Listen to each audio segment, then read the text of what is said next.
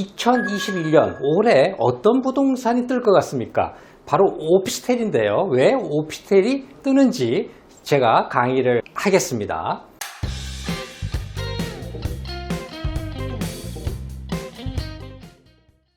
2021년에 왜 오피스텔 시대가 오는지에 대해서 명쾌하게 제가 정리를 한번 해봤는데요. 2021년에는 오피스텔 시대가 열리는 이유 10가지입니다. 10가지. 10가지를 잘 기억해 두시면 공부가 되는 첫 번째, 보유주택수에 상관없이 취득세가 4.6%입니다. 과거에 오피스텔이 배제됐던 이유가 많은 투자자들로부터 배제됐던 이유가 취득세가 아파트에 비해서는 높았었는데 이제 거꾸로 된 거예요. 예, 조정지역에서는 아파트는 보통 8에서 12%가 되는 반면에 오피스텔은 거의 절반, 상대적으로 말입니다. 절반 이하로. 과거에 4.6%면 굉장히 취득세가 높았었는데 이제는 거꾸로 4.6%의 취득세는 굉장히 낮은 취득세율로, 무려 절반 가까이 낮은 이런 이제 취득세율로 다시 턴이 된 거죠. 이제 오피스텔을 바라보는 어떤 시각들이 좀 많이 달라졌고요. 저 역시 오피스텔을 투자를 하고 있지만 저도 오피스텔을 굉장히 좋아합니다, 여러분. 그래서 다세대주택 같은 데 가보면 오피스텔도 있고 도시형 생활주택도 있고 그런데 제일 먼저 팔리는 게, 여러분 가보셔요. 정말 현장에 오피스텔이 제일 먼저 나갑니다. 예. 주택이 제일 나중에 팔리고, 그 정도로 이 취득세 문제가 굉장히 큽니다, 부동산 거래에 있어서. 두 번째, 오피스텔 시대가 열리는 이유가요, 주택임대사업자 등록 시에 취득세가 무려 85% 깎아줍니다. 이게 대단한 건데요. 3억짜리 오피스텔 같은 거 하나 사면은요, 취득세가 한 1,500만 원 정도 이렇게 나옵니다. 그럼 1,500, 1,400, 1,500, 작은 것들은 1,000만 원, 1,500만 원 사이 나오는데, 거기에 85% 감면을 받으면 내가 내는 취득세금이 불과 150에서 300만 원 정도뿐이 안 돼요, 여러분. 굉장히 적죠. 그래서 이런 어떤 메리트가 있고요. 그 다음에 세 번째가 청약시의 주택수에서 배제가 됩니다. 예, 배제가 돼요. 주택을 사시면 청약 자격이 어려워집니다. 예, 청약 자격이 탈퇴가 되고 배제가 되죠. 그러나 오피스텔은 청약 시에 전혀 문제가 없어요. 오피스텔 한 채를 갖고 있든 두 채를 갖고 있든 한국감정원 홈페이지, 청약 홈페이지 여러분 가보시면 확인이 됩니다. 주거용 오피스텔은 청약하는 데 있어서 주택으로 간주하지 않는다라고 하는 것을 여러분이 직접 보실 수가 있으신데요. 따라서 자녀 명의의 투자가 굉장히 많이 급증하고 있습니다, 최근에. 자녀들 앞으로 뭔가 투자를 해서 시드머니를 만들어주고 싶을 때는 오피스텔을 통해서 요즘에 많이들 사주고 있어요. 왜?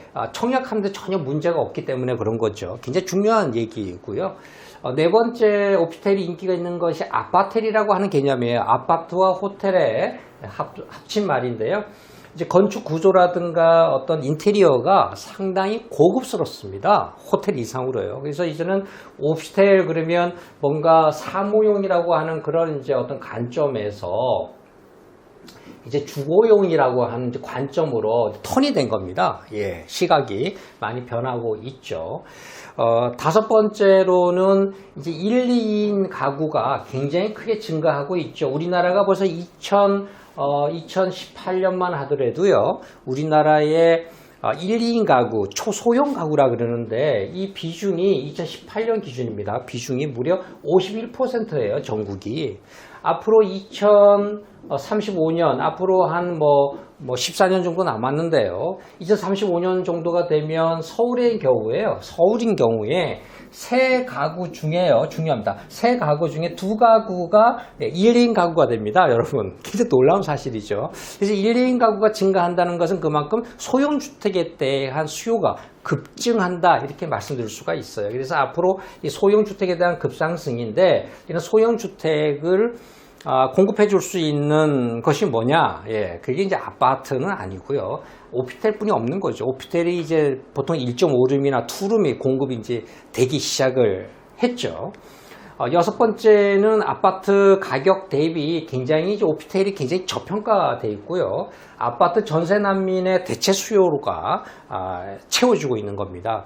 지금 뭐 서울에 웬만한 뭐 20평대 아파트 전세 들어가려고 하면 전세금만 하도 한 6억대 정도예요, 여러분. 근데 오피스텔 같은 경우에 투룸 정도 가려고 하면 전세가 2억대 중후반에서 비싸야 뭐 3억대 초반입니다. 넓은 것이. 그러니까 아파트 전세값의 거의 절반 가격으로 구할 수 있기 때문에 그만큼 아파트의 어떤 가격도 가격보다도 저렴하지만 또 전세금 역시도 굉장히 저렴합니다. 그래서 아파트 대비 현재 저평가돼 있어서 투자를 하실 때는 투자 금액을 보는 게 아니라 미래의 가치가 얼마나 증가할 것인가를 보고 투자하는 거 아니겠습니까? 주식을 살고 토지를 사고 상가를 살 때 마찬가지로 오피스텔 같은 경우에는 가격이 굉장히 저평가되어 있는 상황이기 때문에 이런 저평가되어 있는 물건은 미래에 오를 수 있는 이 어떤 상승 폭이에요. 굉장히 클 수 있다라고 하는 것이죠. 그래서 오피스텔에 대해서 굉장히 긍정적인 관점에서 저는 보고 있고요. 일곱 번째는 오피스텔은 도심의 중심, 도심이 있는 그런 곳에 많이 지어지는 건물입니다. 주거용인데요. 왜냐하면 교통이 좋고요. 이런 곳은 문화가 시설이 좋고 인프라가 좋고 직주 근접입니다. 여러분 최고 파워풀한 게 직주 근접인데요.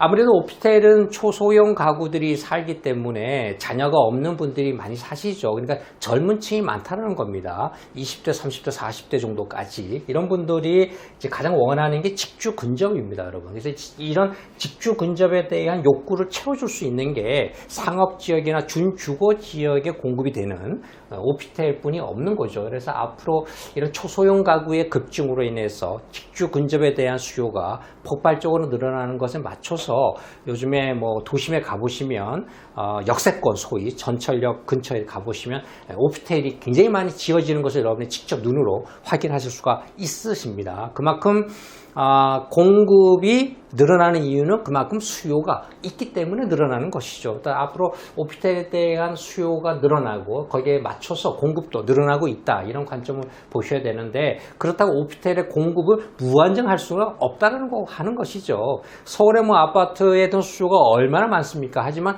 아파트를 공급해 줄 수 있는 뭐가 없죠, 여러분?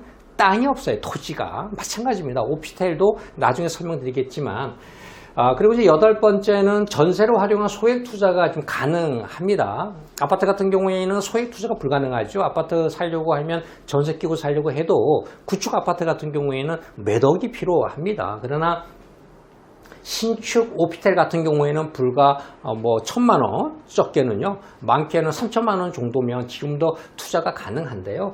앞으로 이런 소액 어떤 갭 투자가 사실 2020년 말까지는 유행을 했었는데 2021년에 들어오면서 지금 많이 좀 변하고 있어요. 그 하나가 뭔가 하면 소액 투자, 소액 갭 투자가 줄어들고 있습니다. 그만큼 분양가가 전세가를 지금 치고 올라가고 있는 상황입니다. 그래서 예전에는 이제 분양가와 전세가가 이제 같아서 이거를 이제 우리가 무갭이라 그러죠. 갭이 없죠. 그래서 분양가로 내가 취득세만 내고 투자할 수 있는 이런 기회들이 많이 있었습니다. 그러나 2021년에 넘으면서 이 분양 가격이 이제 급등하게 되죠. 급등의 이유는요, 토지 가격의 상승입니다. 인건비의 상승. 세 번째는 뭐예요? 자재 가격이 상승하는 것이죠. 철근, 콘크리트. 그만큼 오피스텔이 하나 이렇게 지어졌으면 평당 이게 4천만 원 하던 것이 3년 전에 지금 이게 무려 평당 8천만 원까지 올랐다고 하는 것이죠. 그 옆에다가 오피스텔을 또 하나 지을 때는 이 분양가가 같을 수가 있느냐? 같을 수가 없다라는 거죠. 분양가여서 3억에 분양을 했다면 여기 가서는 4억에 분양을 해야 돼요. 왜냐하면 토지 가격이 올랐고요. 시행사 입장에서 두 번째 뭐가 올랐어요? 건축비가 올랐죠. 세 번째는요, 건축하려고 그러면 사람이 필요해. 인건비가 오릅니다. 그래서 이런 것들이 계속 지속적으로 오르기 때문에 물가 상승이라고 하는 것이 있기 때문에 이런 소액 투자, 갭 투자가 앞으로 소멸될 것이라고 봅니다. 그래서 이런 어떤 소액 투자가 지금 가능하다고 제가 말씀드리고 있는데 이것도 얼마까지 지속이 될지 참 궁금한 부분이고요. 아홉 번째는 이 희소 가치가 그만큼 증가하고 있다라고 하는 것은 공급해 줄 수 있는 오피스텔을 공급해 해줄 수 있는 토지가 굉장히 부족하다라는 점이죠. 거기에 비해서는 수요는 항상 살아있다는 거고 늘어나고 있죠. 그래서 이런 이제 분양 물량이 크게 이제 감소하는 추세에 있기 때문에 여러분들께서 투자를 하실 때 이런 그 수요 공급의 원칙을 잘 좀 판별해서 보시면 되겠습니다. 나중에 제가 이제 표를 하나 보여드릴 텐데요. 마지막으로 10번째는 도심 내 주거시설에 대한 수요 대비 공급이 부족이요. 이 한시적이 아니라는 거죠. 이게 지속된다고 하는 것입니다. 왜 그렇습니까? 부동산이라고 하는 것은 기본적인 원칙이요. 공간이 필요합니다. 공간. 그 공간이 무한하지 않다라는 것이죠. 그 공간을 땅을 말입니다. 외국에서 수입할 수도 없는 문제 아니겠습니까? 따라서 이러한 서울 도심은 특히 서울 도심은 공급할 토지가 극히 지금 부족하다. 이런 부족한 것은 앞으로 지속될 것이다라고 하는 것이죠. 하늘에서 땅이 뚱 하고 떨어지는 게 아니고 서울 면적이 툭 하고 넓어지는 게 아니죠. 그래서 이런 관점을 여러분은 꼭 좀 보셔야 되고요. 오피스에 대한 공급 부족은 어제 오늘의 얘기가 아닙니다. 벌써 2017년 대비요. 2019년에만 보더라도 거의 절반 가까이가 이렇게 떨어져 있어요. 그만큼 주거용 오피스에 대한 어떤 공급이 상당히 좀 문제점에 봉착해 있는 거고요. 수요에 비해서 그만큼 이런 공급이 적으면 어떤 일이 벌어집니까? 경제 기본 원리, 가격이 상승할 수밖에 없다라는 점이죠. 이런 10가지의 사항들을 여러분 보시고 오피스 투자를 하실 때 잘 좀 검토를 해 보시면 좋고요. 이런 오피스텔에 관심이 있는 분들이 투자를 하고 싶다라고 하는 분들은 전략을 잘 짜야 됩니다. 전략을요. 아무리 좋은 물건이더라도 전략을 잘 못 짜면 실패할 수가 있는데 첫 번째 전략은요. 원룸 투자를 기획하시는 분들이 있어요. 원룸은 이제 가격이 좀 싸고요. 좀 소형이다 보니까 투자 금액이 좀 적을 수가 있죠. 이런 분들은 이제 수익형에 초점을 맞춘 분들은 좀 가능합니다. 그래서 월세를 받는다거나 연세가 좀 있는 분들은 연금식의 어떤 월세 목적이라 그러면 원룸 투자도 괜찮습니다. 그런데 이제 어떤 시세 차익을 노리시는 분들이 계세요. 짧게 쥐고 있다가 좀 팔고 또 어떤 매매 가격의 차익을 노리는 분들은 최소한 투룸 이상으로 가셔야 됩니다. 투룸 이상. 그래서 투룸 적어도 안 되면 1.5룸 정도 이상 가셔야 되고요. 큰 1.5룸 같은 거 말입니다. 시세 차익을 노리시는 이런 전략을 하시는 분들은 투룸 정도로 가시는 게 좋다라는 점이고요.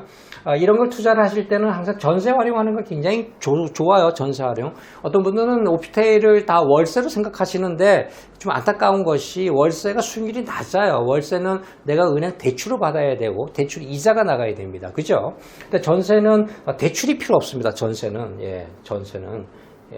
대출 필요 없죠. 전세금으로 받아서 그 돈으로 내가 분양 잔금을 치르는 방식이죠. 따라서 이 전세 활용하시고요. 전세 활용하실 때 또 주의점이 뭔가 하면 전세도요. 소득세 신고를 해야 됩니다. 그러나 40제곱미터 이하 이런 거 소형 주택이라 그래요. 세법상. 뭐가요? 전용 40제곱미터 이하 정도면 투룸 정도면 다 40제곱미터 이하인데 이런 전용 40제곱미터 이하는 개수에 상관없이 전세도 소득세 비과세입니다, 여러분. 굉장히 중요한 얘기죠. 그래서 40제곱미터가 넘느냐 초과하느냐 미만이냐도 굉장히 중요한데 저 같은 경우에는 제 노하우는 40제곱미터 이하로만 좀 투자를 하고 있습니다. 소득세 비과세가 합법입니다. 합법적인 이런 절세적인 측면도 굉장히 유리하고요. 세 번째는 여유 자금이 좀 있으시다면 한 채만 갖고 하는 게 아니라 지역별로 분산 투자하는 게 굉장히 중요해요. 지역별로. 그래서 좀 여러 채를 좀 사서 예전에는 오피스텔을 10채, 100채 이렇게 샀었다는 얘기도 제가 듣는데 가능했었습니다. 그러나 이제 오피스텔을 이제 많이 할 수가 없죠. 그게 종부세 때문에 그래요. 종부세 때문에. 오피스텔을 지금 많이 하더라도 한 5채 정도, 6채 가면 맥스일 겁니다. 한 사람이. 왜냐면 9억 원에 걸려요. 9억 원에 기준시가로. 한 채당 1억 5천만 잡아도 그죠? 1억 5천에서 2억 정도만 기준시가 잡아도 5채면 벌써 10억 아닙니까? 그러니까 한 4채, 5채 정도 사시면 적당한 어떤 크기이고요. 내가 갭 투자를 한다고 했을 때 갭 1,000만 원 또 2,000만 원으로 내가 투자를 보통 하죠. 전세를 활용을 해서. 1,000만 원 가지고 내가 투자를 해서 예? 투자를 해서 내가 어떤 3억짜리 분양가 3억짜리 오피스텔 하나 샀다. 근데 이게 이제 뭐 3억 2천이 됐다. 예? 뭐 3억 2천이 될 수도 있죠. 1년 후에. 예, 3억 2천이 되면 얼마 올랐어요? 2천만 원 올랐죠. 예, 투자금은 얼마입니까? 여러분 투자금 딸랑 1,000만 원 투자했죠, 여러분. 1,000만 원은 1년 뒤에 몇 배가 된 거예요? 예, 2배 된 거죠. 예, 2배 된 거예요. 원금 1,000만 원 빼고. 그러니까 이게 이제 이런 오피스텔에 대한 투자가 소액 투자다 보니까 이 전체 내가 가져가는 수익은 작을 수가 있지만 뭐든지 여러분 뭘 보셔야 돼요? 예, 수익률을 보셔야 됩니다. 수익률. 수익률은 몇 프로예요? 100%입니다, 여러분. 100%죠. 예. 그래서 아파트가 과거에는 뭐 아파트가 내가 뭐 10억짜리 사가지고 14억 됐다. 예. 뭐 이거 해봐야 뭐 100% 아니지 않습니까? 예. 그냥 40% 오른 거죠. 그러니까 우리가 이렇게 소액 투자의 장점은 수익률이 높은 반면에 투자 금액이 투자 수익이 좀 적을 수가 있어요. 적을 수가 있는 이 문제는 이런 부분들을 늘려나가는 거죠. 그래서 오피스텔 투자가 두 채, 세 채, 네 채, 다섯 채를 사는 이유가 소액을 많이 사는 이유가 수익률이 높기 때문에 그런 거죠. 예, 수익률이. 투자 금액이 적다 보니까 말입니다. 그래서 그런 점들 한 가지 좀 팁을 좀 알고 계시고요. 네 번째는 여유 자금이 좀 더 있으신 분들이 계세요. 여유 자금이 더 있다 그러면 한 10억 이상 정도 되시는 분들이 있는데 이렇게 여유 자금이 있는 분들은 통매를 한번 고려해 보시는 게 좋아요. 통매라고 하는 것은 뭐 10층짜리 오피스텔이 있다 그러면 뭐 2층, 3층 또는 4층 뭐 2개, 3개 층을 통매로 사시는 분들도 계시고 또 건물 전체를 전세를 활용해서 그 건물 전체를 내가 인수도 할 수가 있습니다. 근데 이런 통매가 구하기가 굉장히 어려워요. 예. 그래서 저도 뭐 통매 같은 거 한두 개 나오면 제 단골 VIP 고객들한테 통매를 제가 정보를 드리는데 이 정보가 좀 있으셔야 됩니다. 예, 통매라고 하는 것은 통매를 냈는데 어느 그 통매 물건 중에서 한 채만 전세가 빠져나가도 통매로 거래가 안 됩니다. 그래서 통매라고 하는 것은 이제 신축이 됐을 때 아무도 계약을 안 한 아주 깨끗한 그런 막 준공이 막 돼가지고 이제 월세 전세가 막 나가려고 하는 찰나에 시행사에다가 건축주한테 딜을 걸어가지고 전체를 통매를 하는 거기 때문에 굉장히 어렵죠. 그래서 어렵지만 가끔 그런 물건들을 찾을 수가 있습니다. 서울 시내에. 그래서 이런 것들을 잘 좀 알아보시면 오피스텔 투자가 굉장히 재미있고요. 흥미있는. 그래서 앞으로 2021년에는 오피스텔에 대한 투자에 대한 매력이 굉장히 아마 커질 것이다라고 저는 개인적으로 자신하고 있습니다. 기타 여러분들께서 뭐 궁금하거나 재테크에 대한 상담이 필요하시면 02-798-7900으로 전화하시면 문의에 대한 답변을 아마 드릴 수가 있고요. 특히 이 유튜브에 좋아요 또 구독을 누르시면 앞으로 좋은 정보, 재테크 정보 또 부동산 투자 정보를 제가 전달해 드리도록 하겠습니다. 감사합니다.